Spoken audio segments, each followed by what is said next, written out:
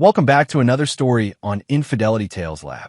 Before we begin, tell us, where in the world are you watching from? Now, let's dive into today's story. Spencer Church watched his 7-year-old son, Toby, blow out the candles, the boy's face glowing with pure joy. The backyard was filled with kids running around, parents chatting, and the smell of grilled burgers. Spencer had spent the entire morning setting up the bounce house, stringing up decorations, making sure every detail was perfect. Being a father was the one thing he'd always gotten right. His wife, Casey, stood across the yard, phone in hand, barely watching. She'd been distant for months now. Late nights at work, hushed phone calls, cold shoulders. Spencer had noticed, but convinced himself it was stress. After 12 years of marriage, he still wanted to believe in them. Maybe he was a fool for it. The doorbell rang. Spencer frowned. All the guests had arrived. He walked through the house and opened the front door to find a pizza delivery man holding 2 large boxes. The man's eyes were wide, scanning nervously behind Spencer. "We didn't order anything," Spencer said. The delivery man, his name tag read Raphael, leaned in close. His voice came out in a trembling whisper. "Sir, take your son and run out the back door now. Don't tell anything to your wife." Spencer's military training kicked in instantly. He'd spent 8 years as an Army Ranger before hanging up the uniform to be a present father. His instinct screamed that this man was genuine, terrified even. The way Raphael's hands shook, the sweat on his brow despite the cool October air. This wasn't a prank. "Give me 30 seconds, Spencer whispered back. "White Honda in the driveway." Raphael nodded once, sharp and quick. Spencer walked back through the house with measured steps, his heart hammering. His mind raced through possibilities: threat, danger, emergency. He trusted his gut, and his gut said run. He stepped into the yard where Toby was opening presents. "Toby, buddy, come here," Spencer called out calmly. "Grandpa just called. Emergency." Casey's head snapped up. "What? Your dad didn't." "Stay with the guests, babe. We'll be right back."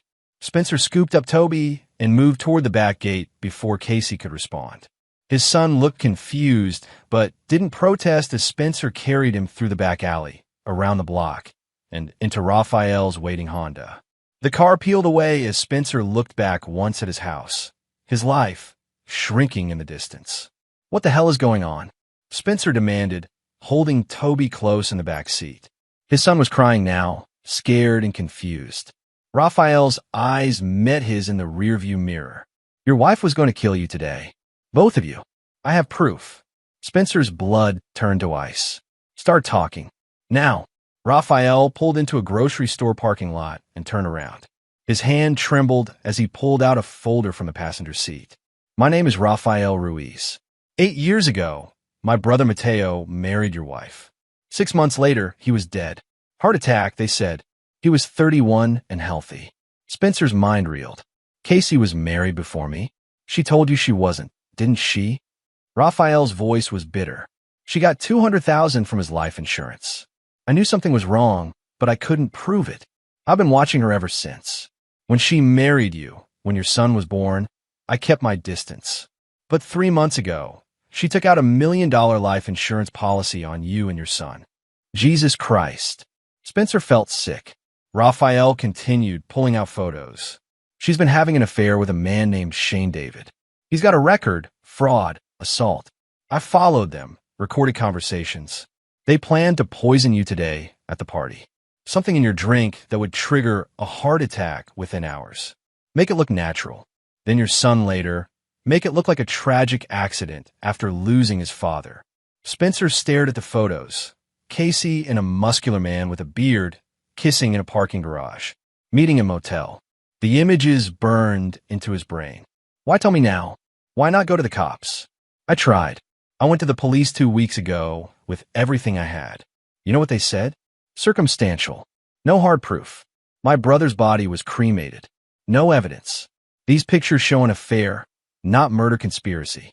They need her to actually commit the crime. So, you were going to let me die to catch her?" "No." Raphael's eyes flashed. "I was going to warn you before, but she moved up the timeline. I only found out about the birthday party plan yesterday. I work part-time for that pizza place. I used their uniform to get to your door without suspicion. Spencer looked down at Toby, who had quieted down, trying to understand the adult conversation. His son, his baby boy, Casey was going to murder their child.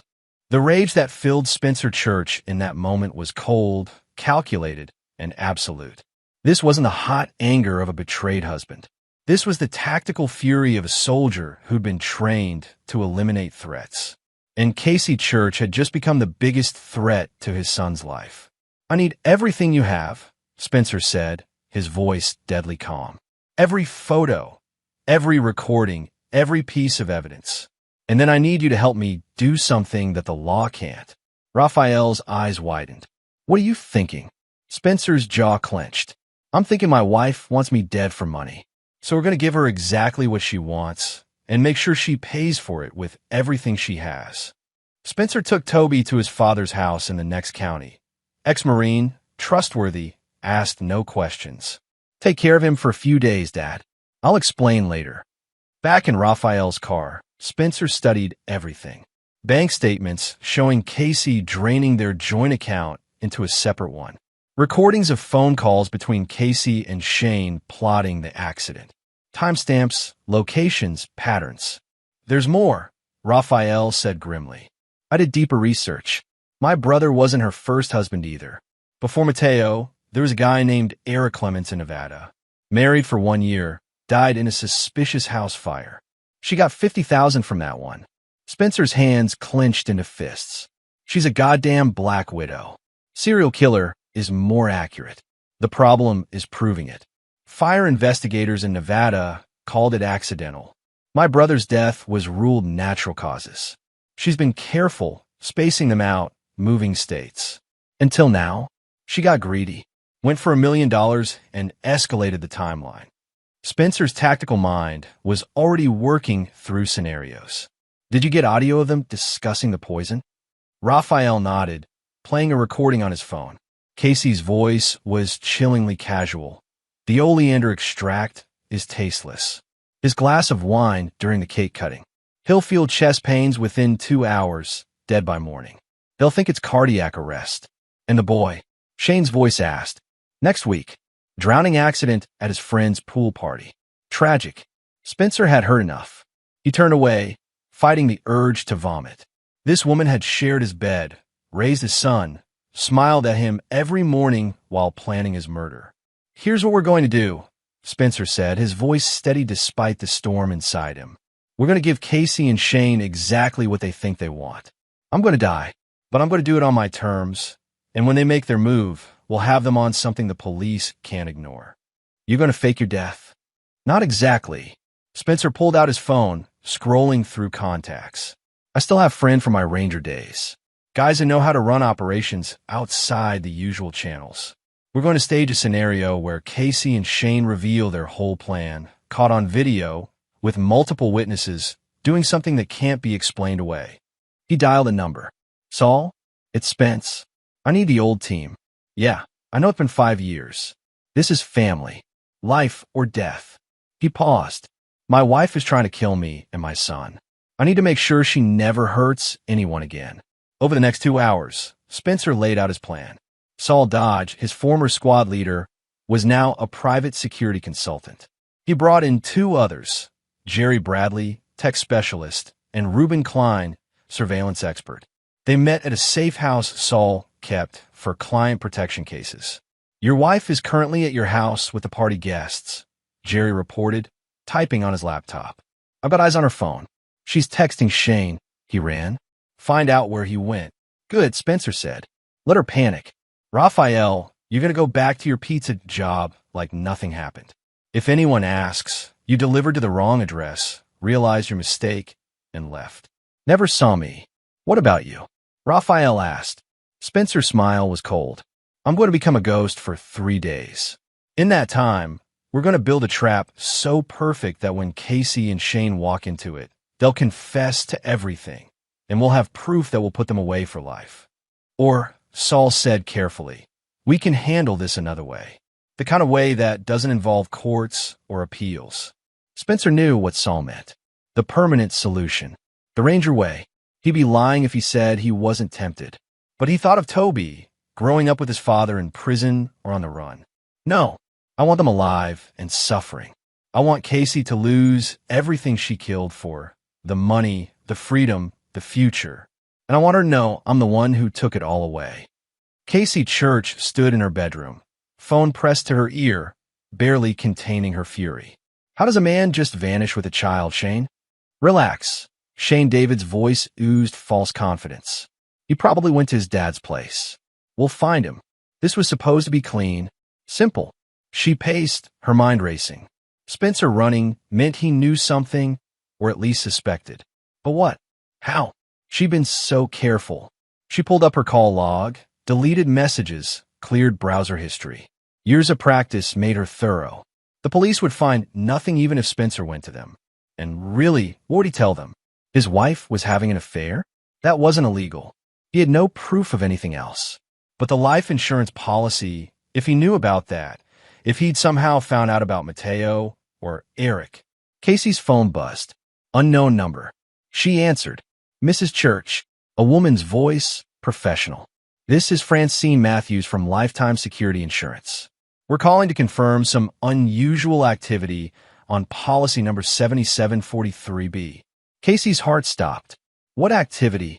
Your husband called this morning requesting information about the beneficiaries and payout conditions. We're required to notify all parties on joint policies. He seemed concerned about the coverage amount. Is everything all right? Yes, fine. Just a misunderstanding. Thank you.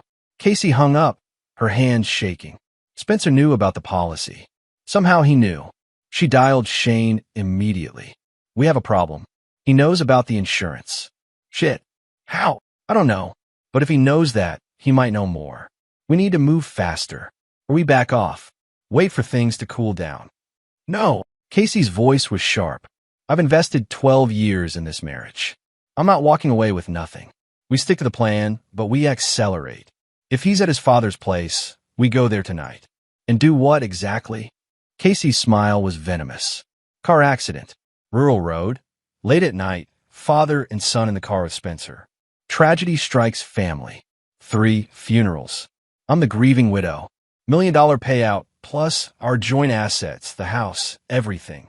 You talking about killing his father too? Do you want the money or not, Shane? Because I can find another partner if you're getting cold feet. Silence on the line, then I'm in. Tonight. But this is the last one, Casey.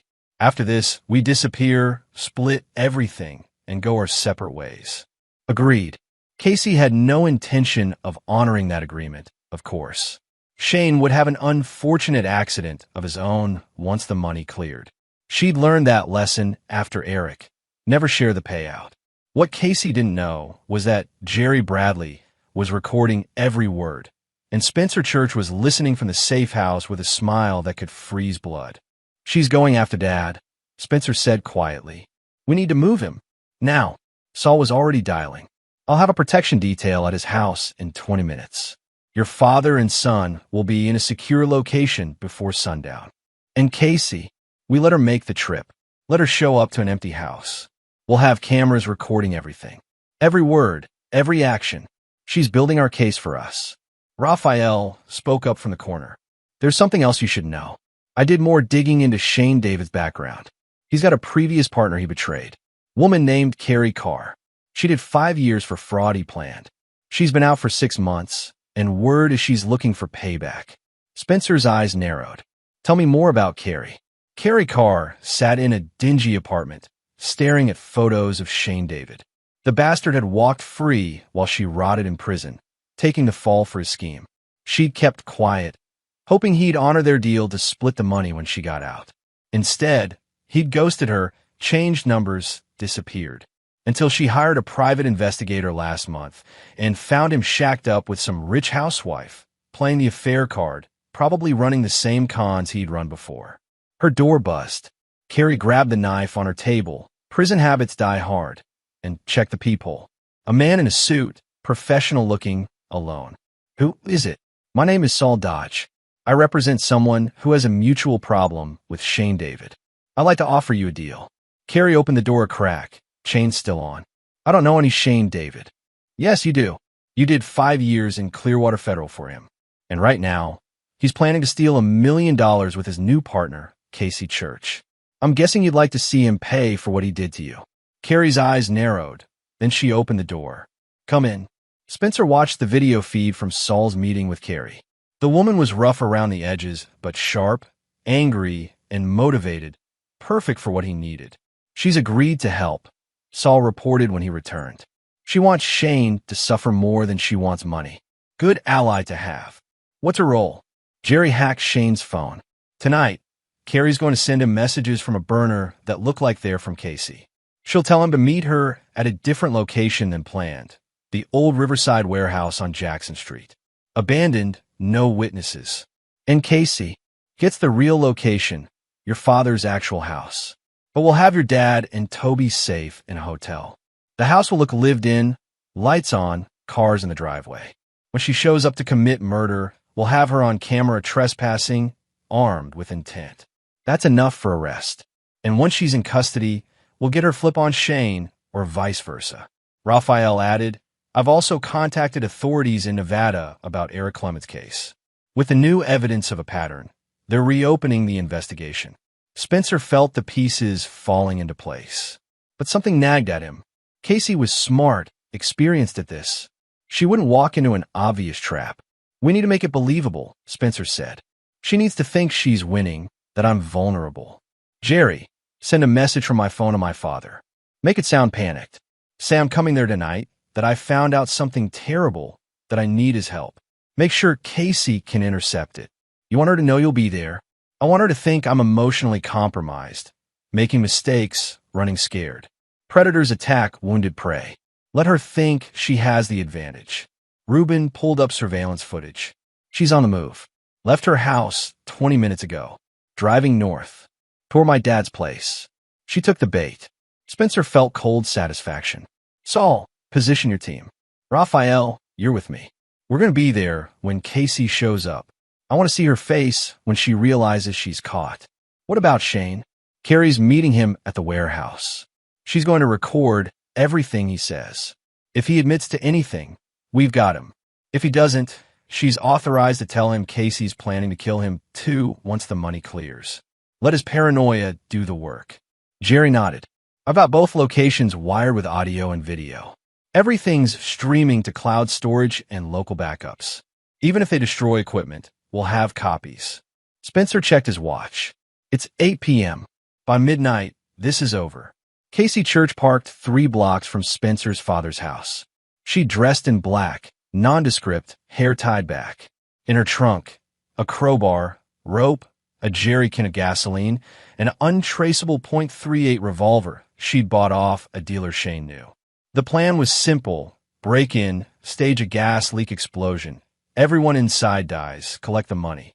She knew Spencer's father, Ed Church, wouldn't expect danger.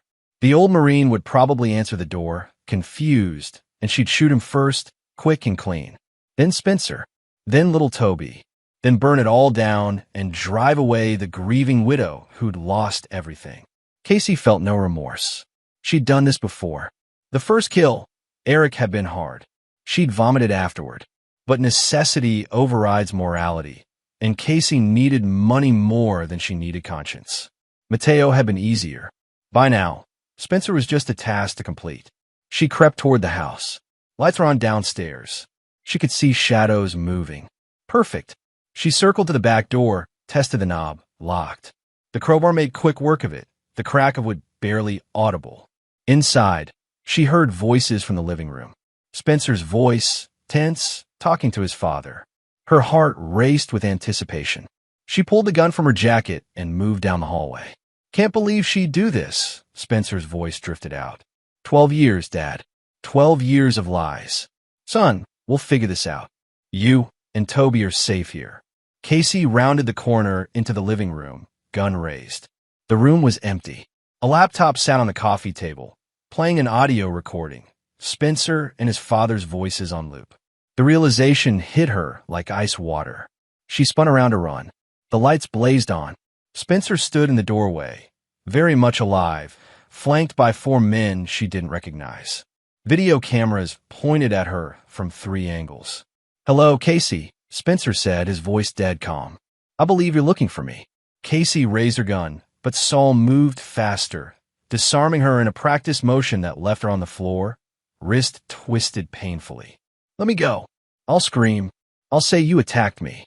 Spencer knelt down, showing her his phone, video footage of her breaking in, weapon drawn, recorded phone calls plotting murder. Scream all you want. The police are already on their way. Raphael called them the moment you broke the door. You're being arrested for attempted murder, breaking, and entering. And guess what? Nevada reopened Eric Clements' case. They found evidence of arson that wasn't natural. And they're exhuming Mateo Ruiz's body for toxicology. Casey's face went white. You can't prove anything. I can prove everything. Your phone records, bank accounts, the life insurance policy you try to cash in. Shane's already in custody, by the way. He got arrested at the warehouse, trying to assault the woman he framed years ago. He's singing like a bird, Casey. Told the police everything. How you planned it all. How you've done it before. How you were going to kill your own son. Tears streamed down Casey's face. Not from remorse, Spencer noted, but from rage of being caught. I gave you the best years of my life. You gave me lies and poison. You planned to murder my child. Spencer stood up, looking down at her with contempt. The woman I married never existed. You're just a killer who got sloppy. Sirens wailed in the distance, growing closer. I hope the $1 million was worth it, Casey, because you're going to spend the rest of your life in prison thinking about what you lost. At the warehouse, Shane David had a gun to his head, not from Carrie, but from his own hand, shaking as police surrounded him. Carrie had played her role perfectly, recording everything, getting him to confess to multiple frauds and to Casey's murder plots. Paranoia making him spill everything. She was going to kill me. Shane screamed at the officers. After we got the money, I have proof. I'll testify. I'll tell you everything. Detective Winnie Lane lowered her weapon. Put the gun down, Mr. David. We got everything on recording already. We know about all of it. The interrogation room reeked of stale coffee and desperation. Casey Church sat handcuffed, her lawyer Clifton Olson beside her, whispering damage control that she ignored. Detective Lane laid out photos on the table. Eric Clements' burned house, Mateo Ruiz's death certificate, bank statements, recorded phone calls. We've got Nevada, New Mexico, and now here. 3 murders. 3 insurance payouts. You want to talk about patterns? Casey stared at the wall, refusing to speak. In the adjacent room, Shane David was already talking, desperate to cut a deal. I didn't know about the others. Just this one. She said Spencer was abusive, that she needed help escaping, that the insurance was just security. I swear. Spencer watched through one-way glass, Raphael beside him. He's lying, Raphael said quietly. Men like Shane always know. They just pretend they don't when they're caught. Doesn't matter. He's confessing to conspiracy to commit murder. That's life in prison, even if they believe he didn't know about the others. Detective Lane entered their viewing room. Mr. Church, the DA wants to talk to you about testifying. This is going to trial, probably 2 trials, actually. Shane's lawyers will want separate proceedings. I'll testify to everything. I want her to see me on that stand, alive, with my son safe, and I want her to know she failed. There's something else, Lane said carefully. We found evidence that Casey was pregnant, about 6 weeks along. Spencer's stomach turned. Shane's child, presumably. DNA will confirm. She'd planned to pin it on you, probably, if you'd lived. Another victim of her scheme, an unborn child. The cruelty of it staggered Spencer. Even a child was just a tool to her. 3 weeks later, in the courtroom, Spencer sat in the witness stand, facing Casey across the room. She looked smaller now, stripped of her masks, wearing an orange jumpsuit instead of designer clothes.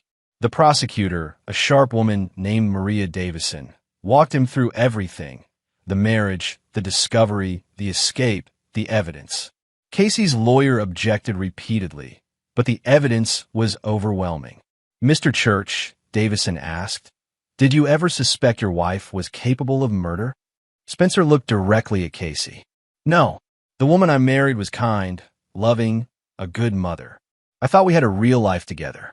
I was wrong. That woman never existed. The person sitting there is a stranger who wore my wife's face, and plotted to murder my son. Casey's lawyer stood. Objection. Emotional testimony, Your Honor. I'll allow it, Judge Israel Michael ruled. The witness is answering the question. As Spencer stepped down, Casey finally spoke, her voice a hiss. You took everything from me. Spencer stopped, turned back. No, Casey. You threw everything away. I loved you. Toby loved you. You had a real family, and you were willing to destroy it for money. That's on you. The trial lasted 6 weeks. The evidence was damning. Recordings, testimony from Raphael about his brother's death, forensic evidence from Nevada about Eric's case, phone records, bank statements showing the pattern of marriages and insurance payouts, Shane's testimony detailing the murder plot. The jury deliberated for 3 hours. We find the defendant, Casey Marie Church, guilty of 3 counts of first-degree murder, conspiracy to commit murder, attempted murder, fraud, and arson. Casey showed no emotion as the judge sentenced her. Life in prison without the possibility of parole, 3 consecutive life sentences to be exact, 1 for each husband she'd killed or attempted to kill. Shane David got 40 years for conspiracy and accomplice to attempted murder, his cooperation earning him a slightly reduced sentence, but not freedom.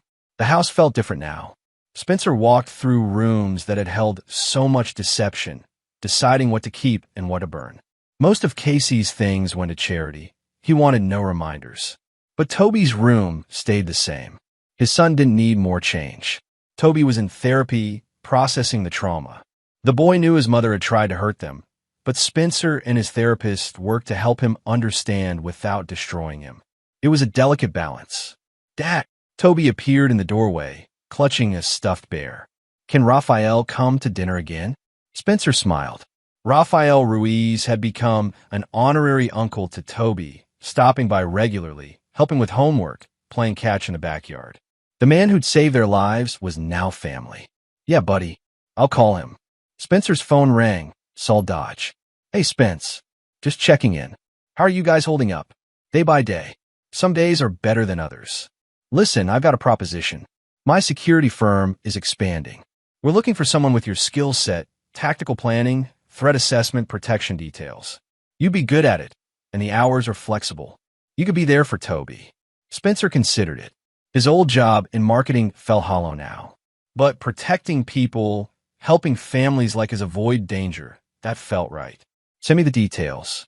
I'm interested. After hanging up, Spencer found Toby sitting on the back porch, looking at the sky. He sat beside his son. You okay, kiddo? I miss Mom. Not the real Mom, I guess. The one I thought she was. I know. I miss her too. The woman we thought we knew. Are all people fake like that? Spencer pulled his son close. No. Most people are exactly who they seem to be. Good. Honest, trying their best. We just got unlucky. But we're safe now, and we're going to be okay. Because you're smart and brave. Because we have people who love us, and we're stronger together. 6 months later, Spencer stood at Mateo Ruiz's grave with Raphael. They'd finally gotten him a proper headstone with his real story. Loving brother, taken too soon, justice finally served. Thank you, Raphael said quietly. For everything. For believing me. For helping me get justice for Mateo. You saved my son's life. That's a debt I can never repay. It's not a debt. It's family. You, me, Toby, we're family now.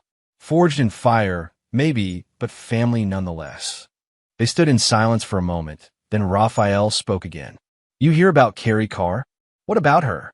She got a job at a victim advocacy center, helping people who've been betrayed by partners or framed by accomplices. She's turning her experience into something good. Spencer nodded. Good for her. Everyone deserves a second act. Even you. Spencer thought about it. Yeah, even me. This isn't the life I planned, but it's the life I've got. Toby's happy. I've got purpose in my work, and the people who tried to destroy us are locked away. I call that a win. 2 years after Casey's conviction, Spencer received a letter from the prison. Casey wanted to see him. He almost threw it away, but something made him keep it. After talking with his therapist and thinking it through, he decided to go, not for her, but for himself. To close the final chapter, the prison visiting room was stark, institutional. Casey was escorted in, looking older, harder. Prison had stripped away the last of her masks. This was who she'd always been underneath. They sat across from each other, separated by a table and a chasm of betrayal. "Why did you come?" Casey asked. "Closure. I need to understand, even if I can never forgive." Casey laughed bitterly. "Understand what? That I'm a monster? That I killed people for money? You already know that. I want to know why. What turned you into this?" For the first time, Spencer saw something real in her eyes, a flicker of humanity, however damaged. "My first husband, Eric, he was supposed to be my real start. New life, new chances.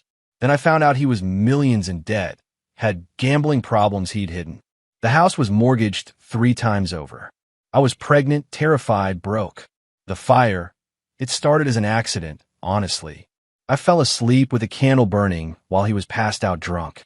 But when I woke up and smelled smoke, I had a choice. Wake him and save him and spend the rest of my life drowning in his debt, or walk away and collect the insurance. You chose murder. I chose survival. And the 50,000 felt like salvation. It was the first time in my life I wasn't drowning. Then it was gone, medical bills from the miscarriage, starting over. I met Mateo, and he was sweet, kind, everything Eric wasn't. But 6 months in, same story, debt, secrets, another man who'd lied to me. By then, I knew how easy it was. How clean. And me? Casey's eyes met his. You were supposed to be real. The last time, I told myself I'd actually try with you. But then you wanted a child, wanted to build a life, and I saw the same pattern. Money going out, bills piling up, the walls closing in. Shane offered a solution, and I took it. I always take it because it's the only way I know to breathe. Spencer felt a wave of sadness, not for Casey, but for the damaged person she might have been before choosing murder. You could have asked for help, gotten therapy, faced your problems instead of killing people. Maybe, but this is who I am now, and I'll die in here, and maybe that's what I deserve. She paused. How's Toby? Don't. Spencer's voice was sharp. You don't get to ask about my son. You try to kill him. I know, but I did love him in my way. I loved you both, as much as someone like me can love anything. That's not love, Casey. That's possession. Love protects. Love sacrifices. What you did was the opposite. Spencer stood to leave.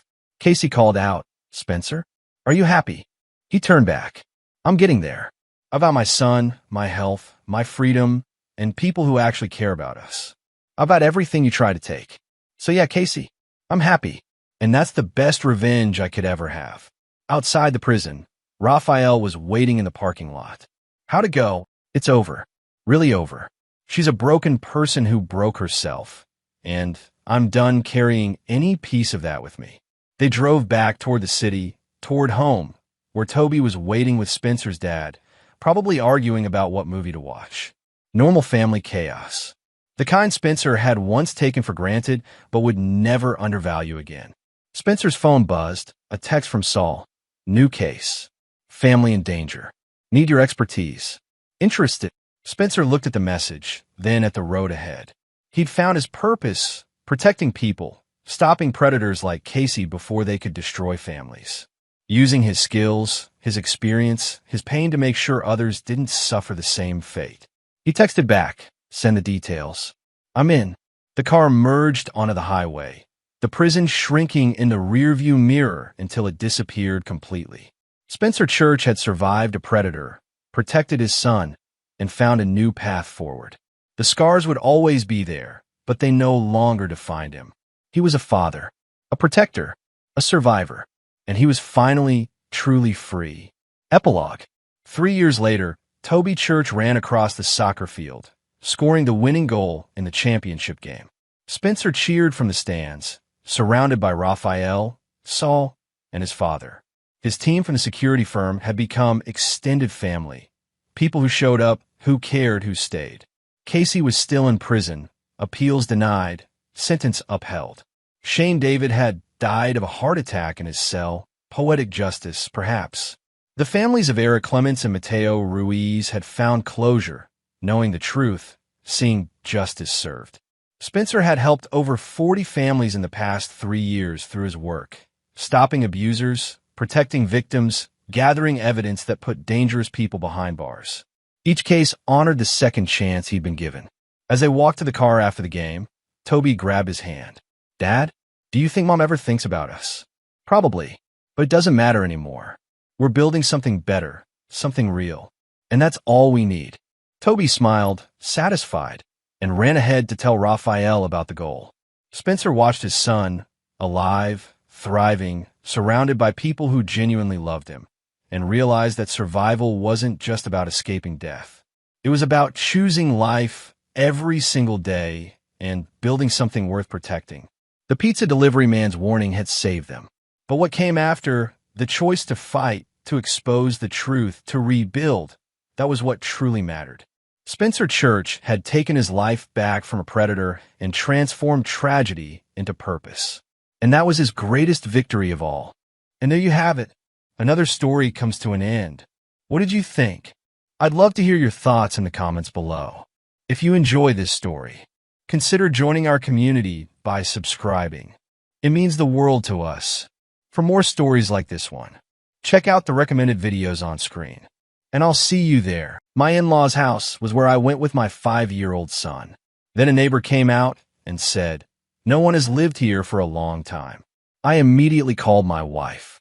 "Did your parents move?" She replied, "No, they are in the same house as before." "What are you talking about?"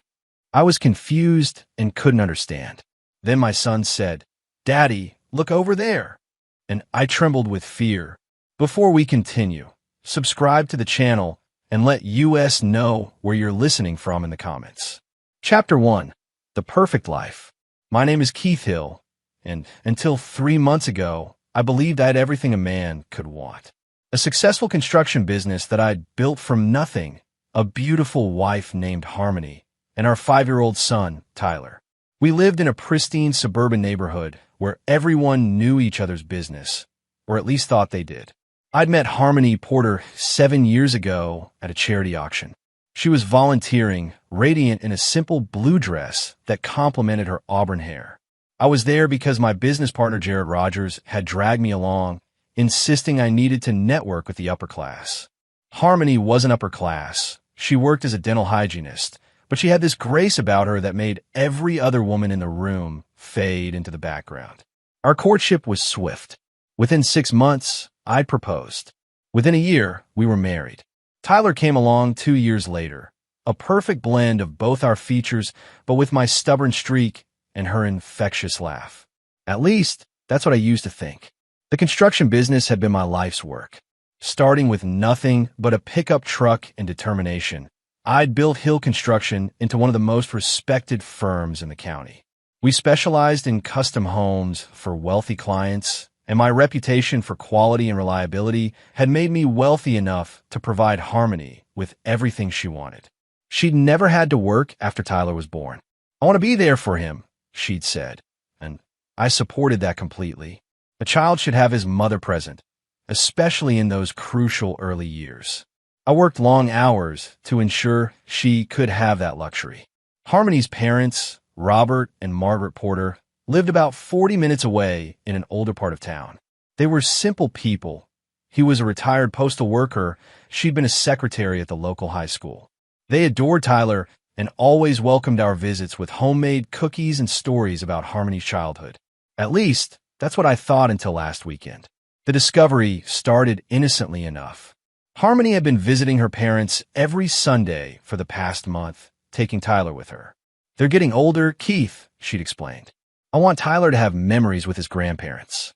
I've been working on a particularly demanding project, a mansion for Julian Douglas, a tech entrepreneur who'd moved to our area. So I've been grateful for the quiet Sundays to catch up on paperwork. Last Sunday, however, the Douglas project had wrapped up early. I decided to surprise Harmony and Tyler by joining them at the Porter's house. Maybe we could all have dinner together, I thought. I could pick up some steaks on the way and grill them in their backyard like old times. I drove through the familiar neighborhoods, past the strip mall where Harmony and I had shared our first date at a little Italian restaurant that had since closed down. The Porters lived in Maplewood Estates, a neighborhood that had seen better days, but maintained a certain dignity with its tree-lined streets and well-kept lawns. When I pulled into the Porter's driveway, something felt off immediately. The house looked empty, not just quiet, but genuinely vacant. The lawn was overgrown, newspapers were piled up by the front door, and there was a for sale sign in the yard that looked weathered, like it had been there for months. Tyler wasn't in the backyard where he usually played. Harmony's car was nowhere to be seen. Confused, I walked up to the front door and knocked. No answer. I peered through the windows and saw furniture covered in sheets, the kind of setup you see in houses that have been abandoned. That's when Mrs. Hendricks emerged from the house next door. She was an elderly woman who'd lived there for decades, always friendly during our previous visits. "Excuse me," I called out to her. "Do you know where the Porters went?" She looked at me with genuine surprise. "The Porters? Honey, no one has lived in that house for a long time. They moved out about 4 months ago. Something about needing to be closer to Robert's medical specialist in Arizona. Didn't they tell you? 4 months ago. That was right around the time Harmony had started her regular Sunday visits to see them." My head spun as I tried to process this information. I pulled out my phone with shaking fingers and called Harmony. "Hey, baby," she answered cheerfully. "What's up? Tyler and I are just finishing lunch with Mom and Dad. Did your parents move?" I asked, trying to keep my voice steady. "What? No, they're in the same house as before." "What are you talking about? Are you feeling okay?" I looked around the deserted property, then at Mrs. Hendricks, who was watching me with growing concern. "I'm at their house right now, Harmony. It's empty. There's a for sale sign. The neighbor says they moved to Arizona 4 months ago." There was a long pause. Too long. "Keith, you must be at the wrong address. We're here right now. Tyler, say hi to Daddy." I heard Tyler's voice in the background, but it sounded distant, muffled. "Harmony, I'm standing in their driveway. I'm looking at the house where we've had Christmas dinner for the past 5 years. Where exactly are you?" Another pause. "You know what? Tyler just spilled juice all over himself. I need to clean him up. We'll talk when I get home. Okay? Love you." She hung up. I stood there for a moment, staring at my phone, trying to make sense of what had just happened. Mrs. Hendricks approached me cautiously. "Are you all right, dear? You look like you've seen a ghost." Before I could answer, a small voice called out from behind me. "Daddy, Daddy, look over there." I spun around and saw Tyler running toward me from the direction of the street. But that was impossible. I just heard him in the background of Harmony's call, supposedly inside his grandparents' house. "Tyler, how did you get here?" He pointed excitedly toward a car parked 3 houses down, a silver sedan I didn't recognize. "Mommy's in that car, with Uncle Simon. They told me to wait in the car while they looked at houses, but I saw your truck and wanted to say hi." Uncle Simon. I'd never heard Harmony mention any Uncle Simon. As I looked toward the silver sedan, I saw movement in the front seat. 2 figures sitting very close together.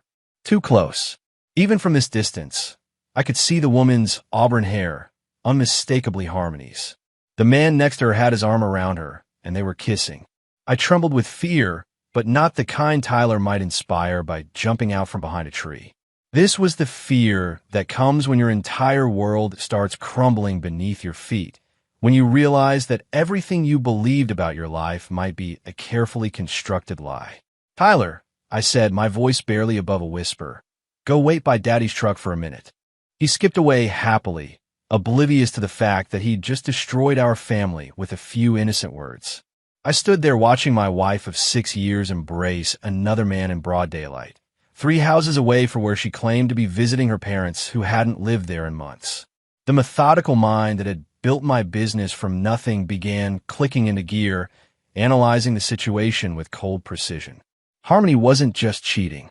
She constructed an elaborate lie that involved our son, her parents' relocation, and God knows what else.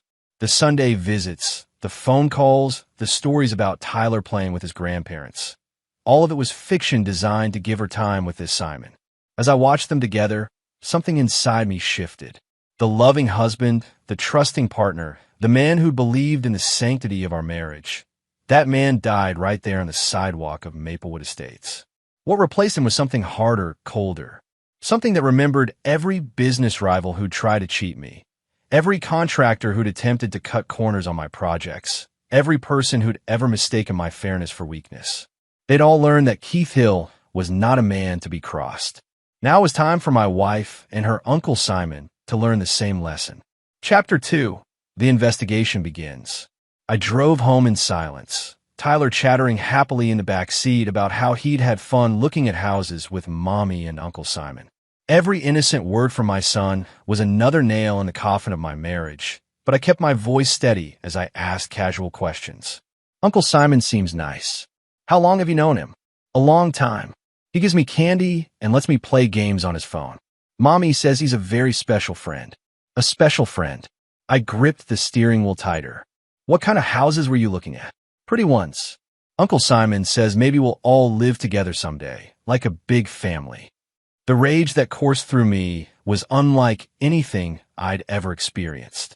Not only was Harmony cheating, but she was involving our son in her fantasies of a future with this man. She was preparing Tyler for the destruction of our family, making him complicit in her betrayal. By the time we reached our house, I made several decisions. First, I wouldn't confront Harmony immediately. She'd had months to perfect her lies. She could explain away anything I threw at her in the heat of the moment. Second, I needed to know everything.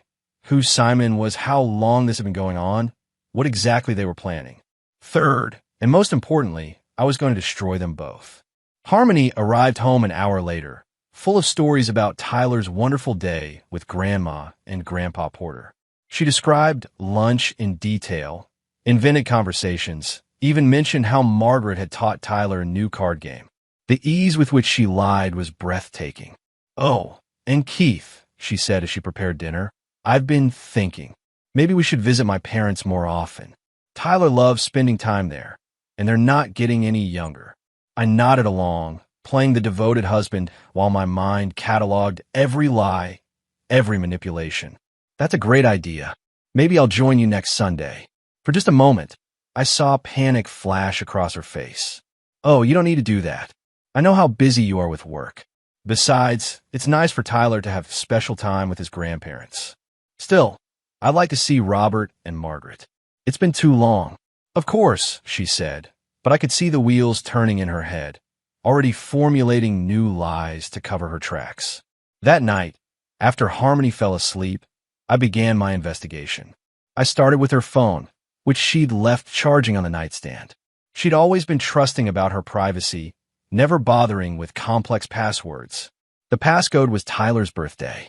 What I found was worse than I'd imagined. Months of text messages with someone listed as Sarah from work, clearly a fake contact name. The messages were explicitly sexual, filled with promises and plans. But more than that, they revealed the depth of her deception. She wasn't just having an affair. She was systematically dismantling our marriage from the inside. Messages about how Keith suspects nothing, how boring our life together was, how she deserved better than a simple construction worker. Plans for a future that involved taking Tyler and starting fresh somewhere else. Discussions about my business, my assets, my routines, all shared with her lover like intelligence reports. Simon Thompson, that was his real name, revealed in one of the earlier messages where she'd accidentally used it instead of her code name for him. A quick search on my laptop revealed he was a real estate agent, divorced, with a reputation for aggressive sales tactics and a lifestyle that seemed to exceed his apparent income. The most damning discovery was a series of photos she'd shared with him.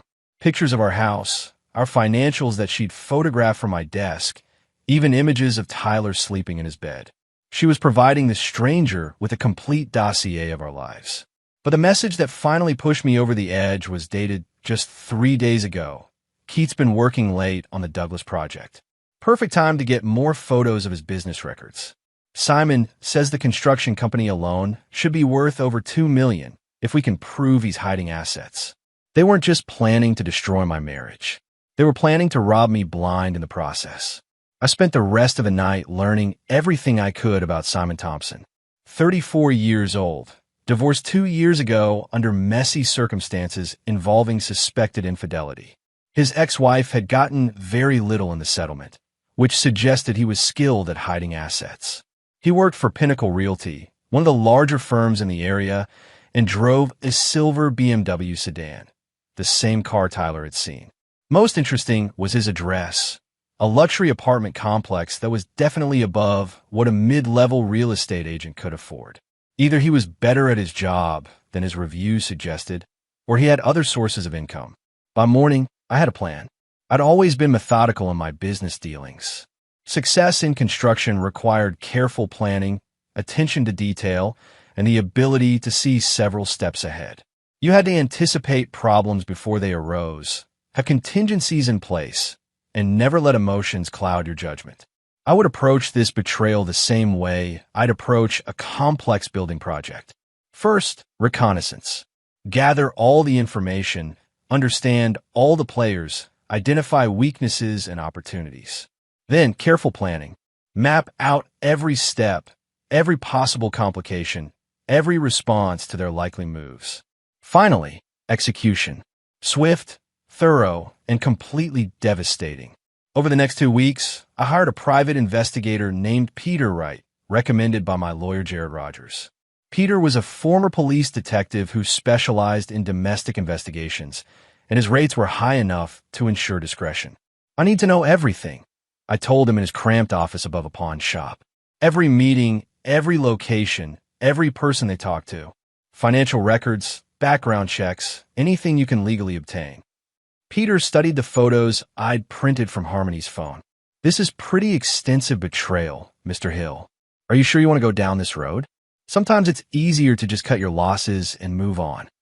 They're planning to take my son and rob me of everything I've built, I said. Moving on isn't an option. He nodded slowly. Okay, but understand, once we open this door, there's no closing it. You're going to learn things that will change how you see everything. Your wife, your marriage, maybe even yourself. Good. I want to see everything clearly. The first report came back a week later, and it was devastating in its thoroughness. Peter had tracked their movements, photographed their meetings, even recorded some of their conversations from his van using a parabolic microphone. Simon Thompson wasn't just a real estate agent. He was a specialist in what he called life transitions, helping people disappear from their old lives and start fresh somewhere else. Usually, this involved women who were divorcing wealthy husbands and wanted to hide assets before the proceedings began. Harmony wasn't his first mark. In fact, she was the third woman in 2 years he'd seduced for this specific purpose. The previous 2 had successfully divorced their husbands, hidden significant assets, and started new lives in other states with Simon taking a substantial cut of their gains. But this time was different. This time, Simon had gotten emotionally involved. The recorded conversations revealed that he genuinely cared for Harmony, and more troubling, he convinced her that taking Tyler was not just possible but necessary. The kid's attached to you now, I heard him say in one recording. Keith won't fight for custody if he thinks Tyler wants to be with us. And once we're in Florida, establishing residency, it'll be almost impossible for him to get the boy back. Florida. They were planning to move to Florida. The final piece of intelligence Peter provided was a timeline. They were planning to make their move in 3 weeks, right after I completed the Douglas project and received the final payment of $400,000. Harmony would file for divorce, claim I was abusive and an unfit father, and request emergency custody of Tyler. By the time the courts sorted everything out, they'd be long gone. As I sat in my study, surrounded by photos, recordings, and documented evidence of their betrayal, I felt a cold satisfaction settle over me. They'd made one critical mistake in their perfect plan. They'd underestimated Keith Hill. Time to show them exactly who they were dealing with. Chapter 3, The Web Titans. I began my counteroffensive with the same precision I used to build houses, from the foundation up. Over the next week, I quietly moved the bulk of our liquid assets into accounts that Harmony couldn't access, using legitimate business restructuring as cover. I'd learned from Simon's previous victims' mistakes. They'd left their finances vulnerable until it was too late. My lawyer, Jared Rogers, helped me establish a family trust with Tyler as the beneficiary and me as the sole trustee. On paper, it looked like standard estate planning. In reality, it made most of our wealth untouchable by divorce proceedings. You sure about this approach, Keith? Jared asked as we finalized the paperwork. It might be seen as vindictive. What's vindictive is plotting to kidnap my son and steal everything I've worked for, I replied. I'm just protecting what's mine. Next, I approached Julian Douglas, the tech entrepreneur whose mansion I'd just completed. Julian had been impressed with my work and had mentioned wanting to invest in local businesses. I offered him a partnership opportunity. He would buy a 40% stake in Hill Construction, providing capital for expansion while I retained control of operations. Interesting timing, Julian observed over lunch at the country club. Most contractors would wait until they needed the money. I prefer to think ahead, I said. Besides, with the right partner, we could expand into commercial development, maybe even some projects in Florida. Julian's eyes lit up. He was always looking for new ventures, and Florida's booming construction market was attractive to investors.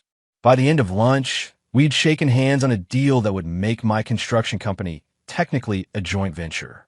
When Harmony's lawyers came looking for assets to divide, they'd find that my business was largely owned by Julian Douglas, with me as a minority partner and salaried employee.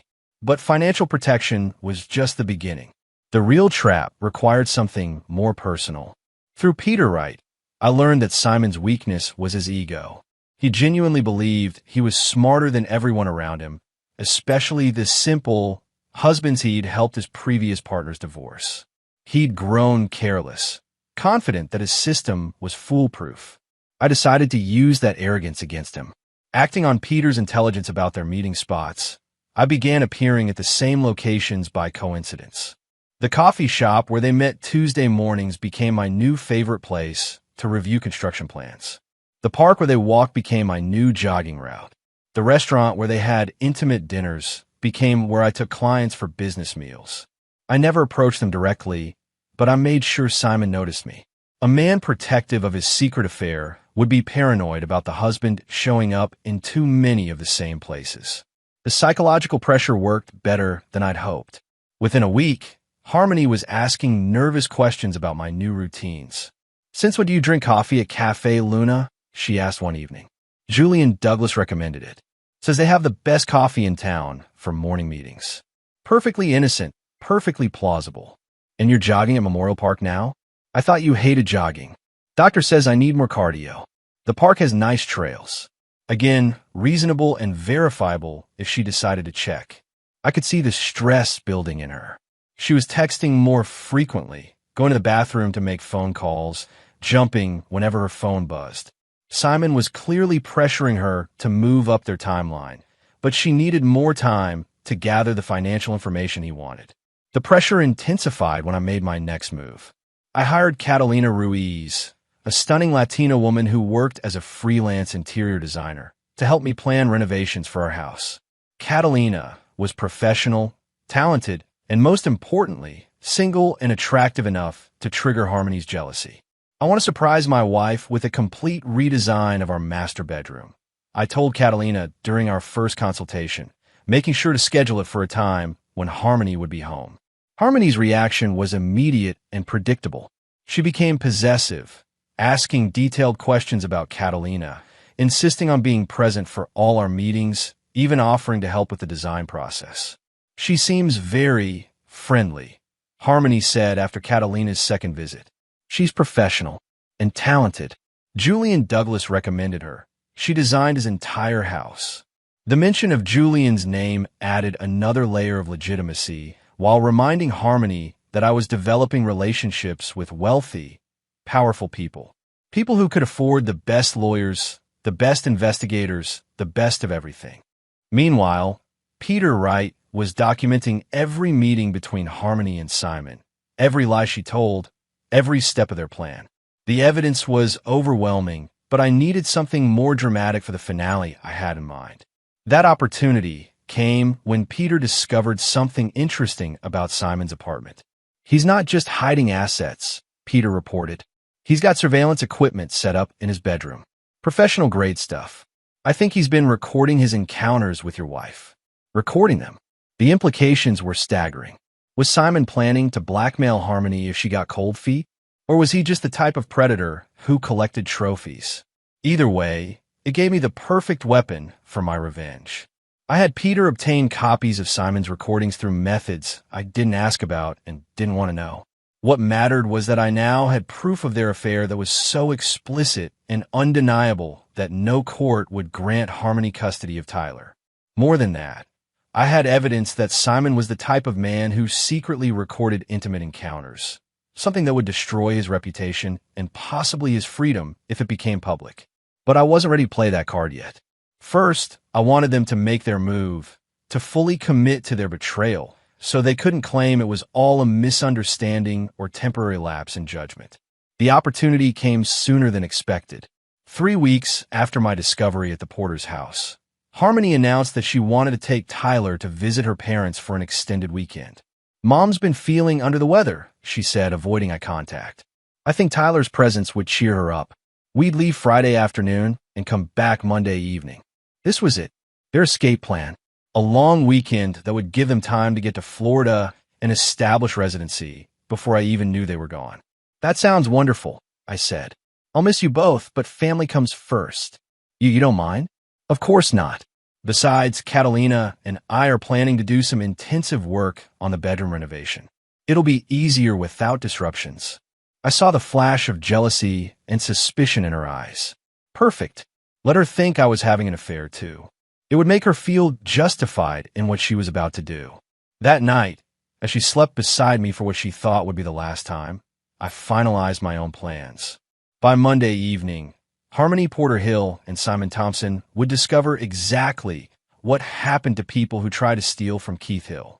They were about to learn that some houses of cards collapse spectacularly when you pull the wrong foundation stone. Chapter 4. The Hunters Become the Hunted. Friday morning arrived with the crisp clarity of autumn. I watched Harmony pack Tyler's small suitcase with the same methodical care she'd brought to our entire marriage. Except now, I knew it was all performance. Every folded shirt, every carefully chosen toy was part of her elaborate deception. "Be good for Mommy and Grandma," I told Tyler, lifting him for what Harmony believed would be our final embrace. He hugged me tight, his small arms trusting and innocent. "I will, Daddy. Uncle Simon says we're going to see the ocean." The ocean. So they were definitely heading to Florida, probably to a house Simon had already prepared. I smiled and kissed Tyler's forehead, knowing I'd see him again much sooner than they expected. After they left, I put the first phase of my plan into motion. I called the office and told my secretary I was taking a long weekend to work on personal projects. Then I drove to a storage unit across town, where I'd been preparing for this moment. Inside the unit were supplies I'd accumulated over the past 2 weeks. Camping gear, non-perishable food, burner phones, cash, and most importantly, a detailed dossier on Simon Thompson that went far beyond what Peter Wright had provided.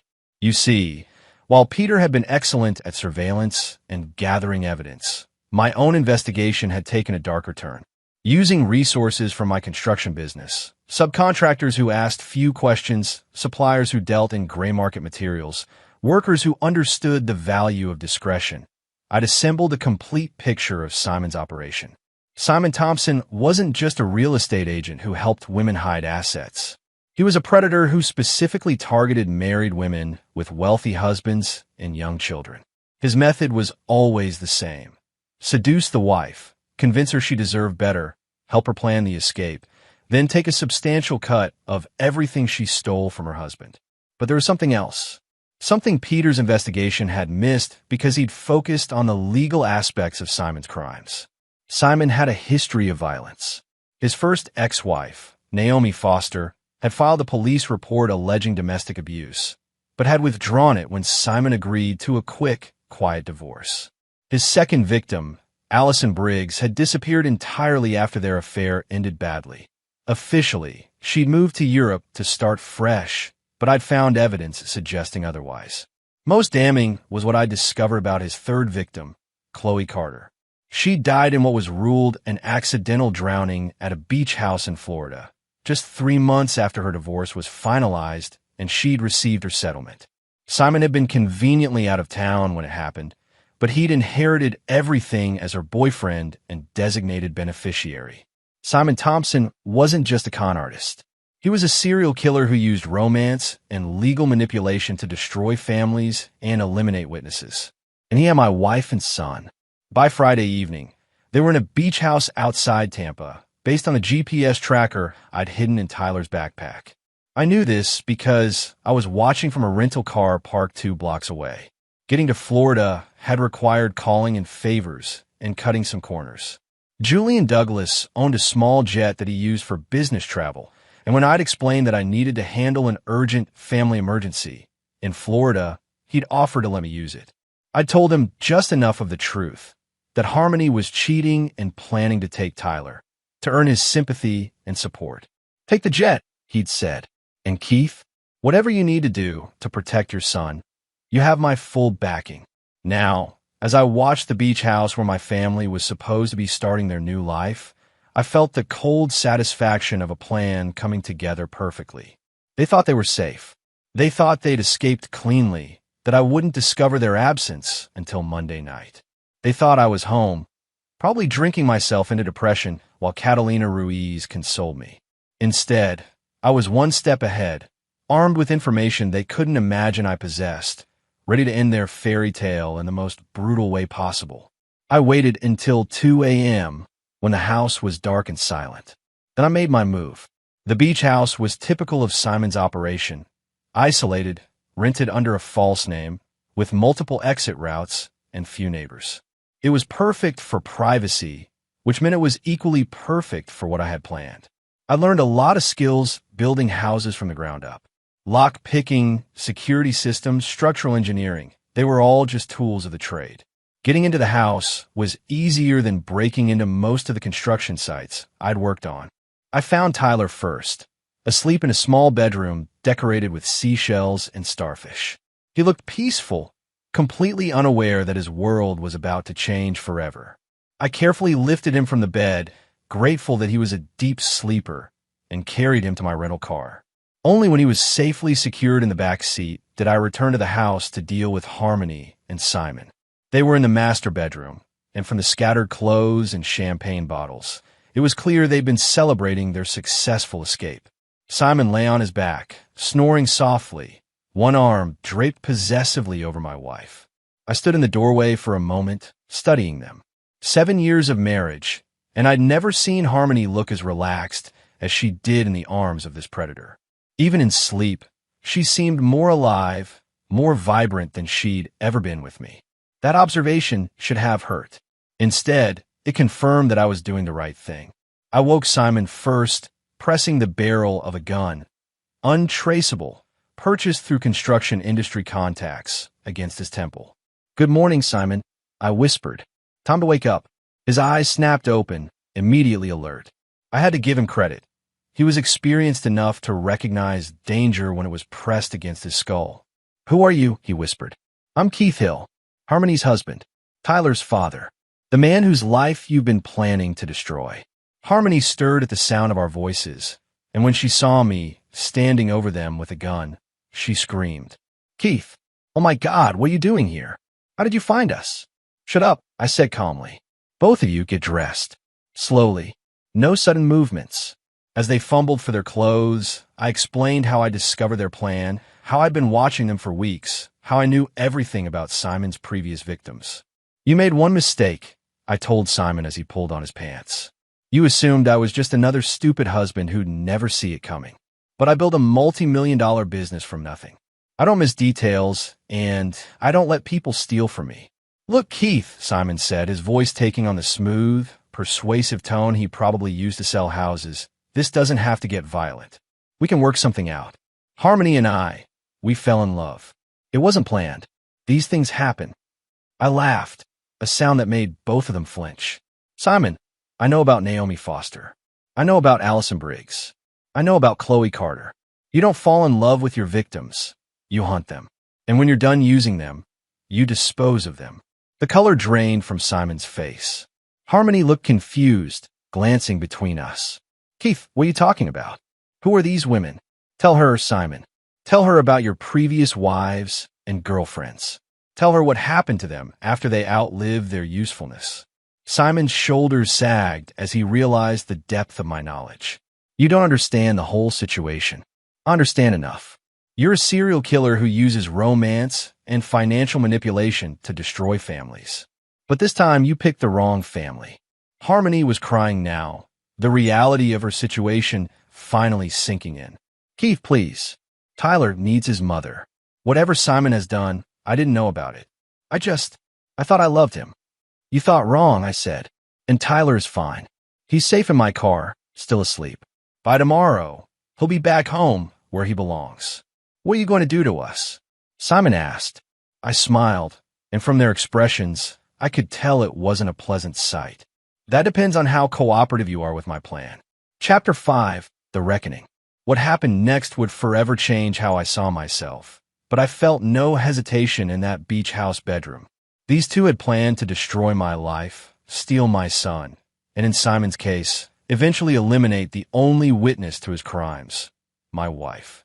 Here's what's going to happen, I told them, keeping the gun trained on Simon while they finished dressing. We're going to take a little trip. There's an abandoned construction site about an hour from here. A project that was started and then abandoned when the developer ran out of money. Very isolated. Very private. Keith, please, Harmony sobbed. I know I made mistakes, but this isn't you. You're not a killer. You're right, I said. I'm not a killer. I'm a builder. And sometimes, before you can build something new, you have to tear down what's rotten. The drive to the construction site was conducted in complete silence.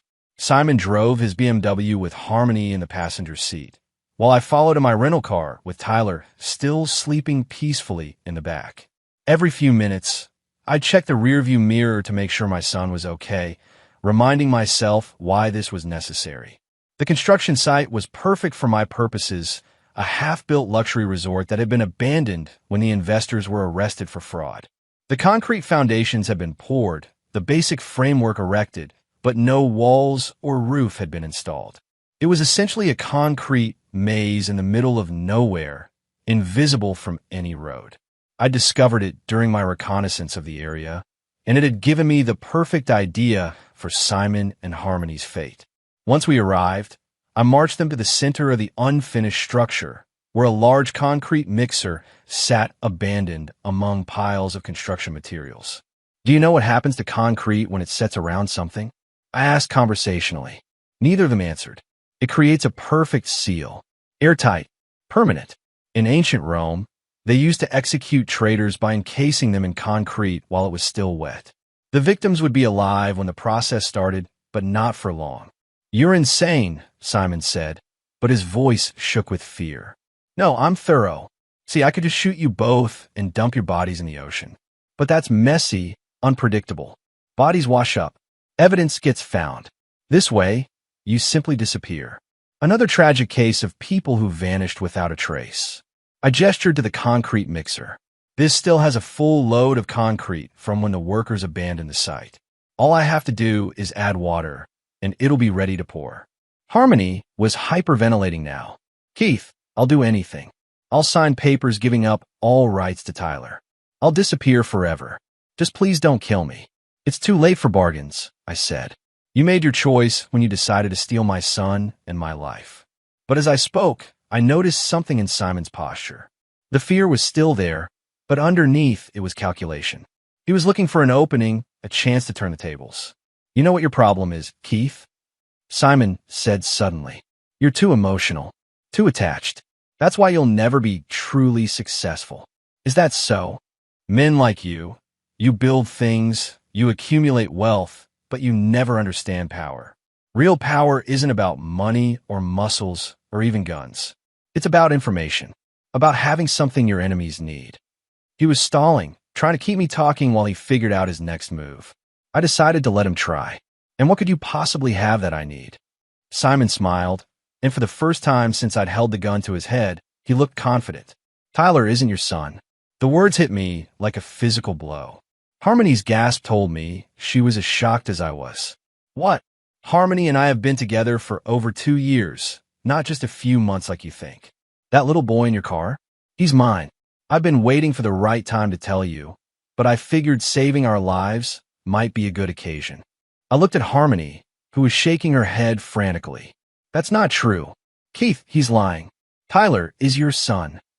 But Simon was pulling out his phone, swiping to a photo gallery. DNA test results, he said, showing me the screen. Had them done 6 months ago when I started planning our escape.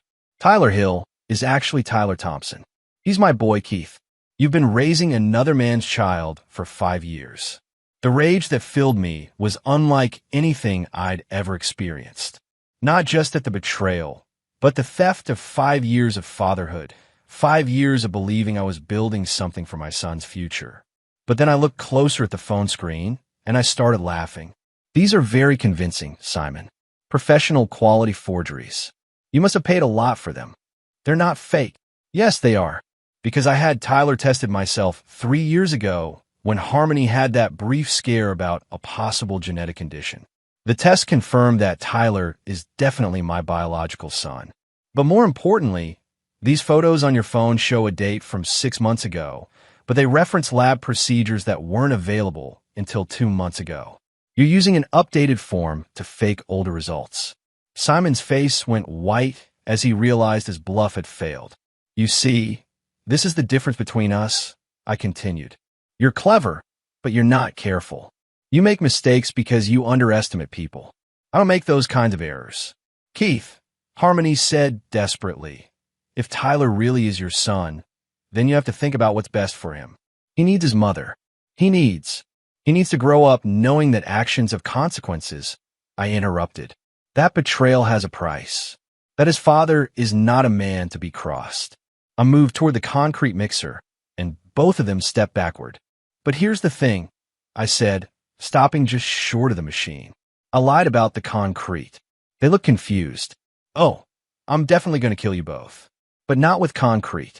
That was just to scare you, to make you understand the gravity of your situation. I reached into my jacket and pulled out a second phone, one of the burner phones I'd purchased. What I'm actually going to do is much simpler and much more poetic. I showed them the screen, which displayed a video recording of their entire conversation from the past 20 minutes. You see, Simon, you just confessed to being a serial killer on camera. You admitted to murdering your previous victims. And Harmony, you just admitted to willingly participating in a plan to kidnap my son and steal my assets. But you forced us to say those things at gunpoint. Did I?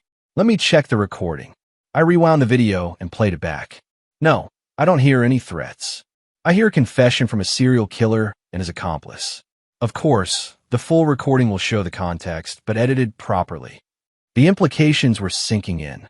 You're not going to kill us, Harmony said slowly. You're going to destroy us. Now you're starting to understand.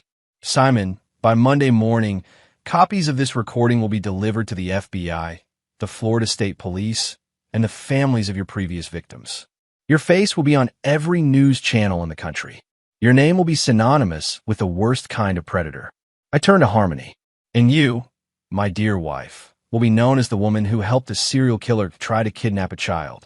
The woman who betrayed her family for a murderer. Tyler will grow up knowing exactly what kind of person his mother really was. You bastard, Simon snarled, lunging toward me. I sidestepped easily and brought the gun down on the back of his head. He collapsed to the concrete, unconscious but alive.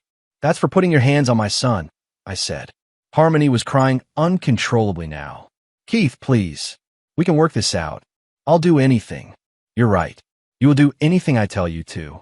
Because if you don't, this recording goes public and Tyler learns that his mother is a criminal who tried to help a killer steal him away from his father. I explained her new reality as clinically as I'd explain a construction contract. She would divorce me quietly, taking only what I chose to give her. She would relinquish all parental rights to Tyler without contest. She would disappear from our lives completely, moving far away and never attempting to contact our son. In exchange, I would not release the recording. I would not press kidnapping charges. I would allow her to maintain some shred of dignity by claiming the divorce was mutual. But if you ever try to contact Tyler, if you ever try to interfere in his life, if you ever try to claim you were coerced or threatened, the recording goes public and you spend the rest of your life in prison. When Simon regained consciousness, I gave him a similar offer. He could disappear, change his name, start over somewhere far away. Or he could face the consequences of his recorded confession. You can't prove any of those other deaths were murder, he said weakly. I don't have to. The confession combined with the evidence I've already gathered will be enough to destroy your life. Every cold case involving a missing woman will be reopened with your name attached. Every family you've destroyed will have a target for their rage. You'll never be safe. As dawn broke over the abandoned construction site, I walked away from the two people who had tried to destroy everything I'd built. They were alive, but their lives as they knew them were over. Tyler was still sleeping peacefully in my car when I drove away. Chapter 6: New Foundations. The flight back to our home state was quiet.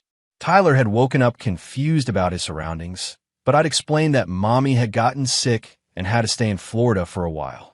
He accepted this with the trusting simplicity of a 5-year-old, more interested in the airplane than in asking difficult questions. By Sunday evening, we were back in our house. Tyler played with his toys while I sat in my study, planning the next phase of my life. The phone calls would start Monday morning. First my lawyer, then to Peter Wright to tie up loose ends, then to Julian Douglas to discuss our business partnership. But tonight was for father and son. "Daddy," Tyler said as I tucked him into bed, "when is Mommy coming home?" "Mommy isn't coming home, buddy. She decided she wanted to live somewhere else, somewhere far away. Did I do something wrong?" The question broke my heart. I knelt beside his bed and looked into his innocent eyes that held my features, my genetics, my future. "No, Tyler, you didn't do anything wrong. Sometimes grown-ups make bad choices, and other grown-ups have to make hard choices to fix things. But I want you to remember something very important." "What?" "Your daddy will never leave you. Your daddy will always protect you. And your daddy will always make sure you have everything you need to grow up strong and good." He hugged me tight, and I felt the final pieces of Keith Hill the husband die away, replaced completely by Keith Hill the father. Monday morning brought the calls I'd been expecting. Harmony's panicked voice on one of my burner phones, begging me to reconsider. Simon's desperate attempts to negotiate. Both of them had apparently spent the weekend researching just how much evidence I had against them, and the reality of their situation was sinking in. "The deal stands," I told each of them. "Disappear quietly or face the consequences publicly." By Wednesday, the divorce papers were filed. Harmony cited irreconcilable differences and requested nothing. No alimony, no property division, no custody. The court date was set for the following month, a mere formality to finalize what was already decided. Peter Wright delivered the final pieces of evidence I needed to ensure my protection. Bank records showing that Harmony had been transferring small amounts of money to accounts under false names. Email records of her communications with Simon about their plans. Most importantly, documentation of Simon's real identity and criminal history that would make any future claims of coercion laughable. "You've got enough here to put them both away for years," Peter observed. "Are you sure you want to let them walk?" "Prison would be too easy," I said. "This way, they have to live with what they've become. They have to start over with nothing, always looking over their shoulders, always knowing that I could destroy them completely if I chose to." The construction business flourished under my partnership with Julian Douglas. With his capital and connections, we expanded into commercial development, then into real estate investment. Within 6 months, Hill Douglas Development was bidding on projects across 3 states. More importantly, the business structure Julian and I had created made my assets virtually untouchable by any future legal challenges. Even if Harmony or Simon tried to claim they'd been coerced, they would find that the man they tried to rob was no longer the owner of the wealth they coveted. Tyler adjusted to life without his mother with remarkable resilience. I hired Riley Floyd, a woman in her 50s who'd raised 4 children of her own, to help with childcare and household management. She was kind but firm, nurturing but not permissive, exactly what Tyler needed. "Where did Mommy go?" he asked one evening about 3 weeks after our return. "She went to live in a place where she thought she'd be happier," I said. But sometimes, when people think they want something different, they make mistakes they can't fix. "Will I see her again?" "I don't know, buddy. But remember what I told you, Daddy will always be here, and Daddy will always take care of you." He seemed satisfied with that answer.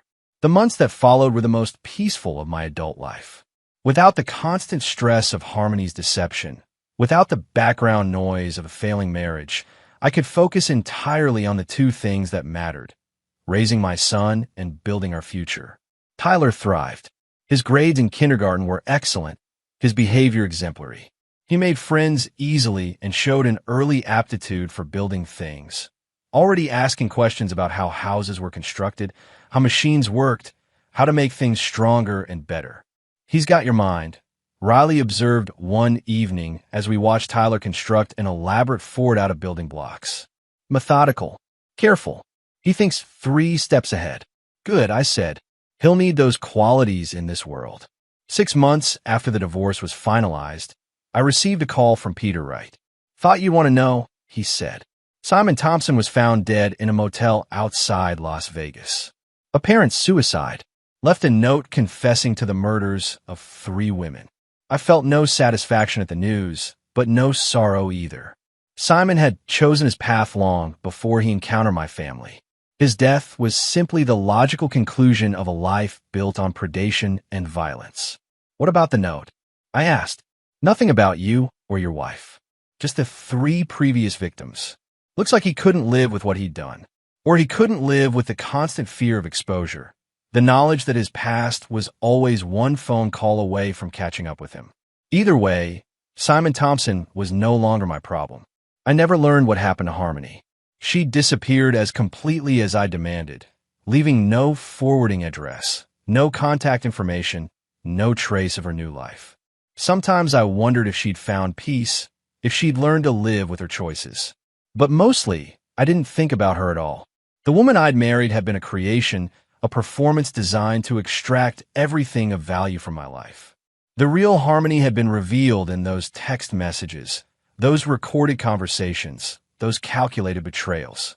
I felt no more obligation to that person than I would to any other criminal who'd try to rob me. Chapter 7. The Reckoning. 2 years after Harmony's disappearance, I had built something better than what I'd lost. Hill Douglas Development was approaching a valuation of $50 million, with projects in 7 states and a reputation that attracted the most prestigious clients. Tyler was thriving in 2nd grade, showing remarkable intelligence and emotional stability for a child who'd lost his mother under traumatic circumstances. But the past has a way of reasserting itself when you least expect it. The call came on a Tuesday evening in March. I was helping Tyler with a science project about simple machines when my personal phone rang. The number was blocked, but I answered anyway. Hello, Keith. Harmony's voice hit me like a physical blow. I hadn't heard it in 2 years, but I recognized it immediately. Tyler, go to your room and work on your project, I said calmly. Daddy needs to take this call. Once my son was out of earshot, I walked into my study and closed the door. You're violating our agreement, I said. Our agreement is void, Harmony replied. Simon is dead, which means I don't have to worry about his crimes being discovered. And I've spent the last 2 years building a new life, a clean life. I want my son back. Your son? You gave up all parental rights. You disappeared without a word. Tyler thinks you're dead. I was coerced. You threatened to kill me. I laughed, the same cold sound that had terrified her in that Florida beach house. Is that the story you're going with? Because I still have the recording of our conversation that night. The one where you confessed to planning to kidnap Tyler and steal my assets. Would you like me to refresh your memory? There was a long pause. Things have changed, Keith. I remarried. My new husband is well-connected, powerful. He has resources that could make your life very difficult. And who is this powerful new husband? Richard Williams. Maybe you've heard of him. I had. Richard Williams was a federal prosecutor, ambitious and politically connected, known for his high-profile corruption cases. If Harmony had convinced him that she was the victim of an abusive ex-husband who'd stolen her child, he could indeed make my life difficult. How much does your new husband know about your past? I asked. He knows everything that matters. He knows you threatened me, forced me to sign away my rights to my son, and made me disappear to protect myself. Does he know about Simon? About your plan to flee to Florida? About the fact that you were committing adultery for over a year? Another pause. Shorter this time. Those are lies you made me say at gunpoint. Harmony, you're making a mistake. You had a clean exit. You could have started over anywhere, been anyone you wanted to be. Why come back now? Because I never stopped thinking about Tyler. Because I realized that no matter what I'd done, no matter what mistakes I'd made, I'm still his mother. And because Richard has shown me that there are ways to fight back against bullies like you. The line went dead. I sat in my study for a long time, considering my options. Harmony had made a calculated move, using her new husband's position to try to reclaim what she'd lost. But she'd also made several critical errors in judgment. First, she'd assumed that my evidence against her had lost its power with Simon's death. Second, she'd assumed that Richard Williams would remain supportive once he learned the full truth about his new wife. Third, she'd assumed that 2 years had made me soft, that success and stability had blunted my edge. She was wrong on all counts. I called Peter right first. I need everything you can get on Richard Williams. Financial records, political connections, career history, personal weaknesses. And I need it fast. How fast? 24 hours. Spare no expense. Next, I called Julian Douglas. Julian, I need a favor. A big one. Name it. I may need character references, potentially legal support, possibly even political pressure. My ex-wife is trying to use her new husband's position as a federal prosecutor to challenge our custody arrangement. Consider it done. Anyone who tries to hurt your family hurts mine. What do you need me to do? The network I'd built over the past 2 years was about to prove its value. Julian had connections to senators, governors, federal judges. My construction projects had created relationships with police chiefs, district attorneys, and influential businessmen across multiple states. The quiet, methodical approach I'd taken to rebuilding my life had given me resources that Harmony couldn't imagine. But the real key to handling this threat was understanding Richard Williams himself. Peter's report arrived 18 hours later, and it was fascinating reading.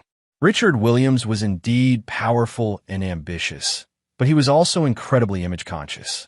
His political aspirations depended on maintaining a reputation for integrity and family values. He'd built his career on prosecuting corrupt officials and protecting innocent victims. More importantly, he'd been married before to a woman named Bryn Reed who divorced him 5 years ago, citing emotional abuse and controlling behavior. The divorce records were sealed, but Peter had found evidence suggesting that Williams had used his position to intimidate his ex-wife into accepting an unfavorable settlement. This was a man who had a pattern of using his power to control women, which meant he was exactly the type of person who would be attracted to Harmony's victim narrative. But it also meant he was exactly the type of person who would turn vicious if he discovered he'd been manipulated. I spent that evening crafting my response. Not a direct confrontation. That would play into Harmony's hands, making me look like the aggressive ex-husband she was portraying. Instead, I would give Richard Williams the information he needed to see his new wife clearly and let him draw his own conclusions. The package I sent to Williams contained no threatening letters, no demands, no emotional appeals. Just facts. Copies of Harmony's text messages with Simon. Bank records showing the money transfers. Photos of them together in Florida. Most importantly, the recording of our conversation that night at the construction site, carefully edited to remove any context that might suggest coercion. I included a simple cover letter. Mr. Williams, I believe you have a right to know who you married. I also believe that, as a prosecutor, you have an obligation to recognize evidence when you see it. The woman you're trying to help is not the victim she's portrayed herself to be. She's a calculating predator who destroyed one family and is now attempting to destroy another. I hope you'll consider these facts before proceeding with any legal action.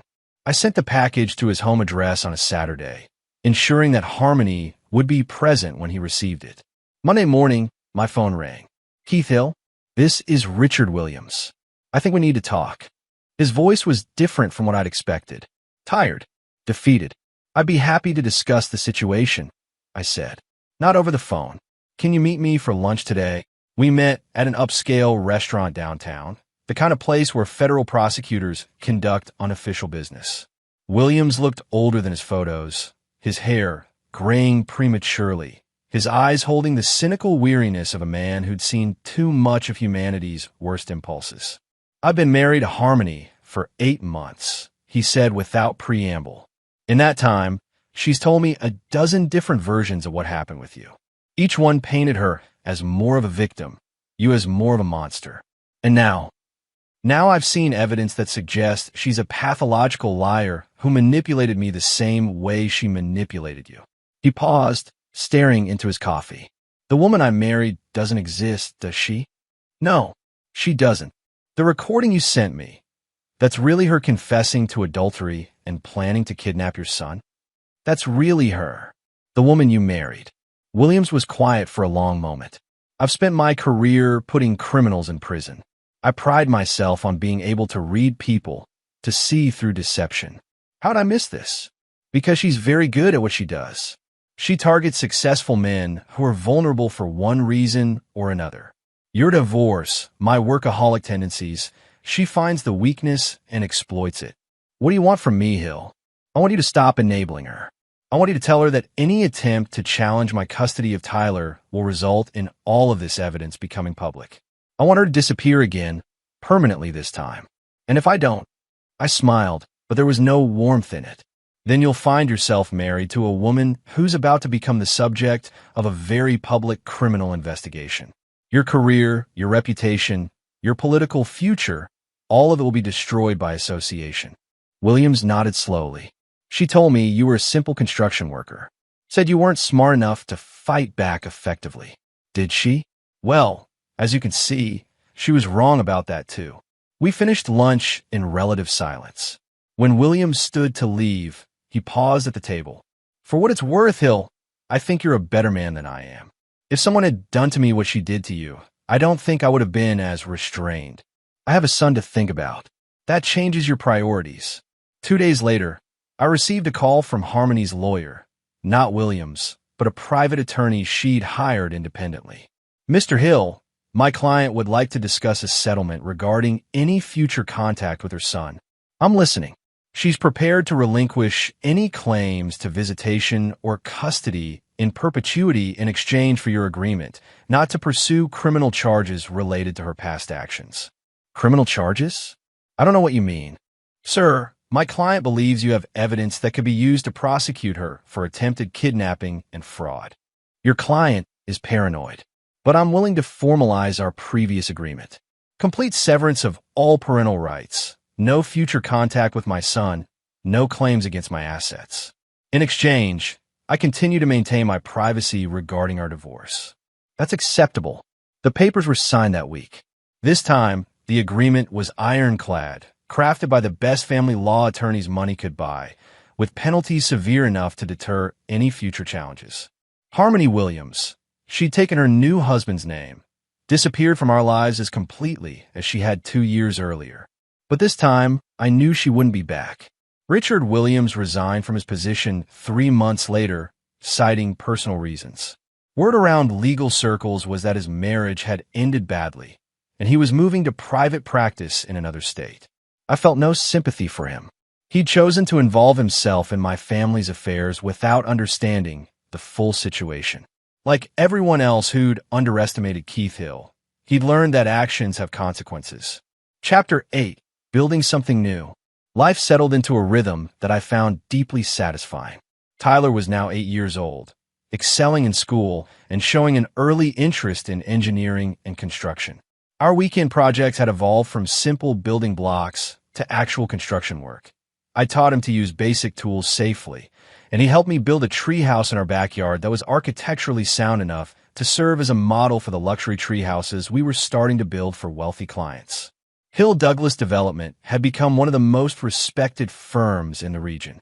Our projects were featured in architectural magazines, and we'd attracted attention from international investors. Julian and I had found a perfect partnership. His vision and capital combined with my practical expertise and meticulous execution. But the real measure of my success was Tyler himself. Dad, he said one evening as we reviewed the blueprints for a new office complex. Why did Mom really leave? He was old enough now to ask more sophisticated questions, to understand that the simple explanations I'd given him as a 5-year-old weren't the complete truth. I set down my pencil and looked at my son, really looked at him. He had my eyes, my determined jaw, but there was something else there too. A kindness that I hoped he'd inherited from someone better than either of his biological parents. Your mother made some choices that hurt our family, I said carefully. She forgot that being part of a family means putting the family first, ahead of your own wants. Was she a bad person?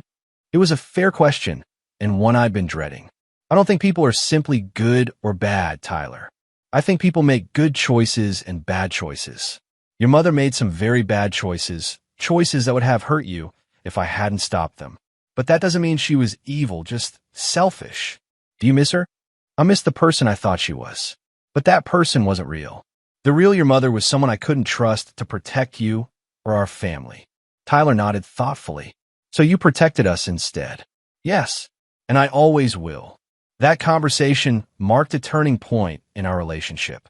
Tyler began to understand that his family consisted of just the two of us, and that this wasn't a tragedy, but simply our reality. More importantly, he began to understand that his father was someone who could be counted on, who would face any threat to protect what mattered. The business continued to grow. We expanded into green construction, developing eco-friendly building techniques that attracted environmentally conscious clients. Julian's connections had opened doors to government contracts, and we were now building federal facilities that require the highest security clearances.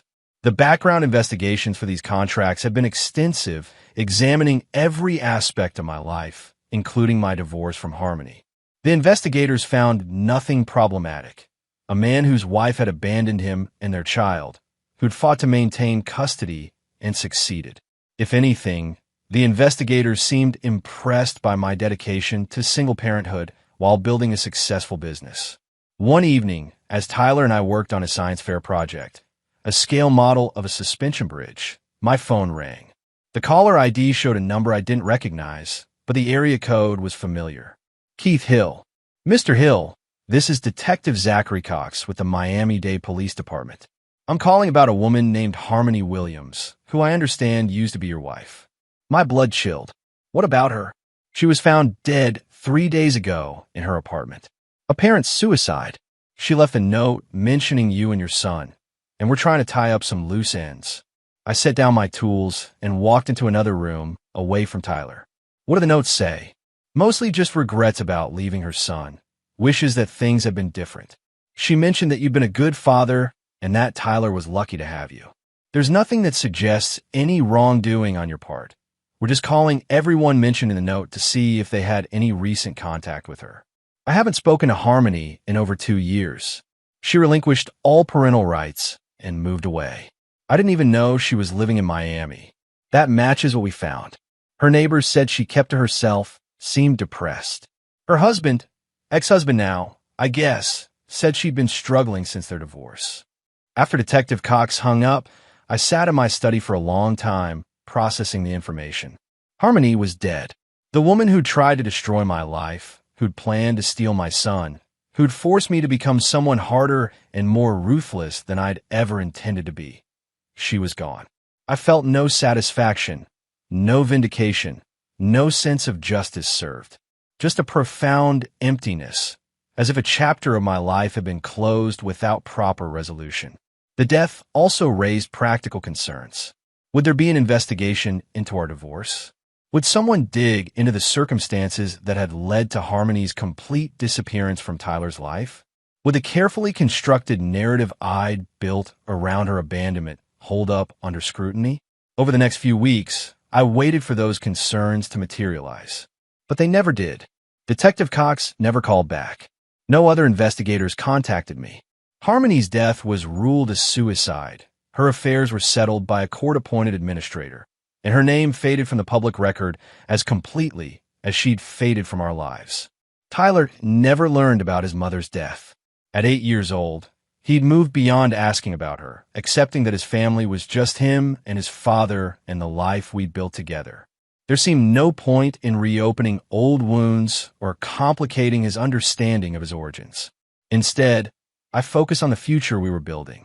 The business reached a new milestone when Julian and I were selected to design and build a new federal courthouse, a project worth over $100 million and guaranteed to cement our reputation as one of the premier construction firms in the country.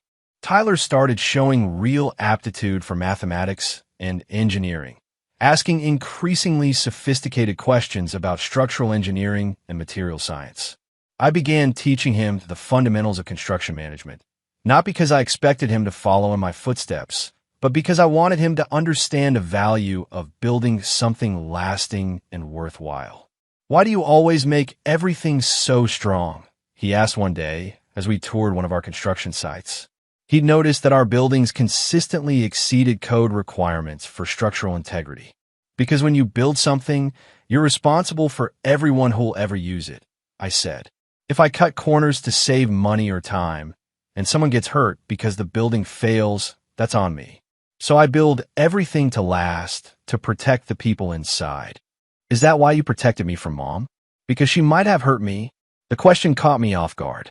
Tyler's understanding of the situation had evolved as he'd grown older, and his questions had become more perceptive. "Yes, that's exactly why." "Good," he said simply. "I'm glad you did." Looking at my son that day, standing confidently on a construction site in his hard hat and safety glasses, asking intelligent questions and drawing connections between our work and our family, I realized I'd succeeded in ways that went far beyond business success or personal revenge. I'd built something better than what I'd lost. I'd raised a son who understood loyalty, responsibility, and the importance of protecting what mattered. I'd created a life based on substance rather than deception, on earned respect rather than manipulated emotions. Harmony had tried to steal my future.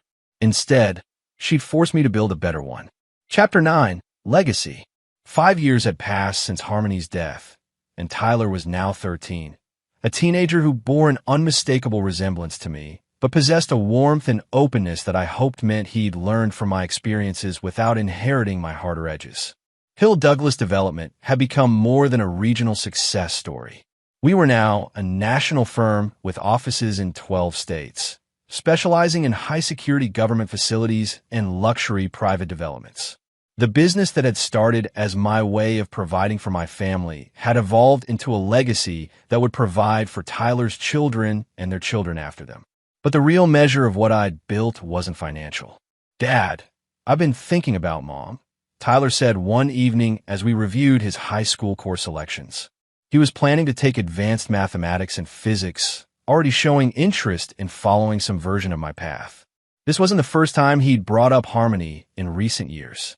As Tyler had matured, he'd naturally become curious about the parent he'd never really known. "What about her?" "I've been doing some research online. I found some old photos from when you two were married, some articles about the business from back then. You look different. Happier, maybe." I studied my son's face, tried to read what he was really asking. I was different then. Younger. More trusting. I thought I understood how the world worked. "Do you regret that?" Being more trusting. It was a sophisticated question from a 13-year-old, but Tyler had always been mature for his age. "I regret that your mother took advantage of that trust, but I don't regret having in the first place. Trust is important, Tyler, but so is being careful about who deserves it." "Would you trust someone like that again? If you met someone new?" The question surprised me. Tyler had never asked about my dating life, had never suggested that our family needed anything more than what we had. "Are you asking if I'm planning to remarry?" "I'm asking if what Mom did change you so much that you'll never be able to trust anyone again." I set down the course catalog and really looked at my son. When had he become wise enough to ask such penetrating questions? "Your mother taught me that people can lie very convincingly about who they are and what they want. But you've taught me that some people are exactly who they appear to be. Honest, loyal, caring. The trick is learning to tell the difference." "How do you do that?" "Time. Observation. You watch how people behave when they think no one is looking. You see how they treat people who can't do anything for them. You pay attention to whether their actions match their words." Tyler nodded thoughtfully. "Is that why you test people?" "What do you mean?" "I've noticed that whenever you hire someone new, or whenever we meet someone you might want to work with, you create little situations to see how they'll react. Like when you accidentally left that envelope of cash on your desk when the new accountant was in your office alone. Or when you told Mr. Patterson that fake story about the permit delays to see if he'd try to bribe his way around them. I was impressed. Tyler had been observing my methods without my realizing it. Those aren't tests, exactly. They're just prudent verification of character. "Same thing," Tyler said with a grin. "And it works, doesn't it?" The accountant proved he was honest when he immediately told you about the money. Mr. Patterson proved he was corrupt when he offered you a bribe. You're very observant. I learned from watching you. You taught me that actions reveal character better than words. As Tyler grew older, these conversations became more frequent.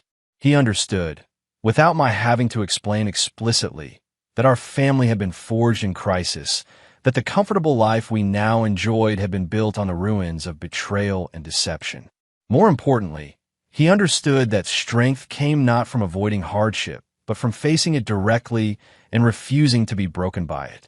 The business continued to thrive, but I found myself thinking more about legacy, not just financial, but the values and lessons I was passing to my son.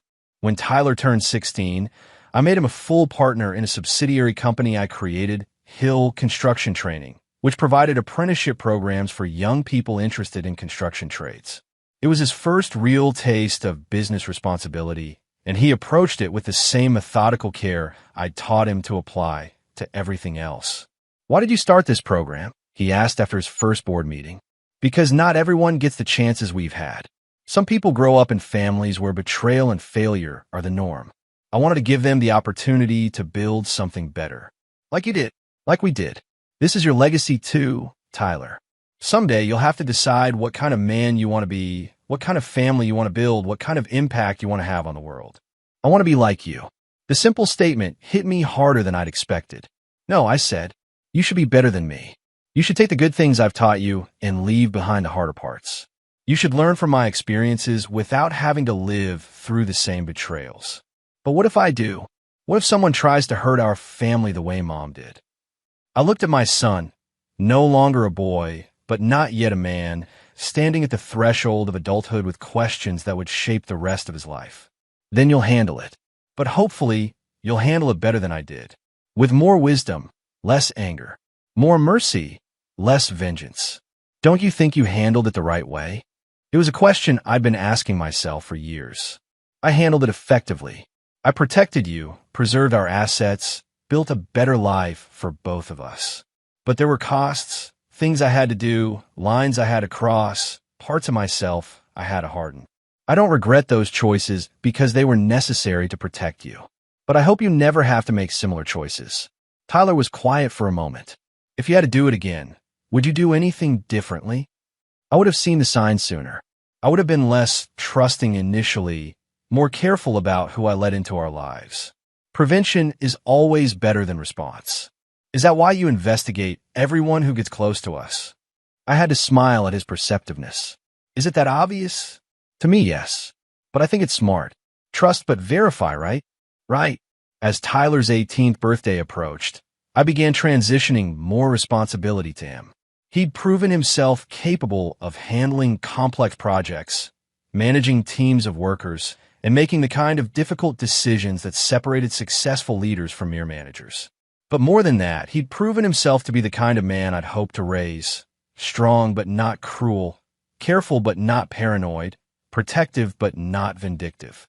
On the night before his high school graduation, we sat on the deck behind our house, looking out at the city lights and talking about his plans for college and beyond. "I've been accepted to MIT's engineering program," he said, "but I've also been thinking about staying here, working full-time with the company." "College first," I said firmly. "The business will still be here when you graduate. But you need to experience life outside of what I've built for you. You need to meet people who don't know your history, who don't know our story. You need to find out who Tyler Hill is when he's not Keith Hill's son. What if I discover I'm not as strong as I think I am? Then you'll get stronger. What happened to our family taught me that you can't control what other people do to you, but you can always control how you respond. Strength isn't about avoiding challenges. It's about facing them and choosing to build something better from whatever remains." Tyler nodded, then asked the question I'd been expecting for years. "Do you think Mom loved me?" "I think she loved the idea of you. I think she loved having a child, being a mother, being part of a family. But when it came time to choose between her comfort and your well-being, she chose herself. That's not love, Tyler. That's selfishness. Do you think she regretted it?" At the end, I thought about Detective Cox's call, about Harmony's final note expressing regret about leaving her son. I think she regretted the consequences of her choices. but I don't think she truly understood the depth of what she'd done until it was too late to fix it. I'm glad you protected me from her. So am I. As Tyler prepared to leave for college, I realized that my greatest achievement wasn't the business empire I'd built or the revenge I'd exacted on those who betrayed me. It was the young man sitting beside me. Confident, thoughtful, principled, ready to build his own life while carrying forward the best of what I taught him. Harmony had tried to steal our future. Instead, she'd forced me to build a better one than I'd ever imagined possible. The boy she tried to take from me had become a man who understood loyalty, integrity, and the true meaning of family. He would build his own life, make his own choices, face his own challenges. But he would do so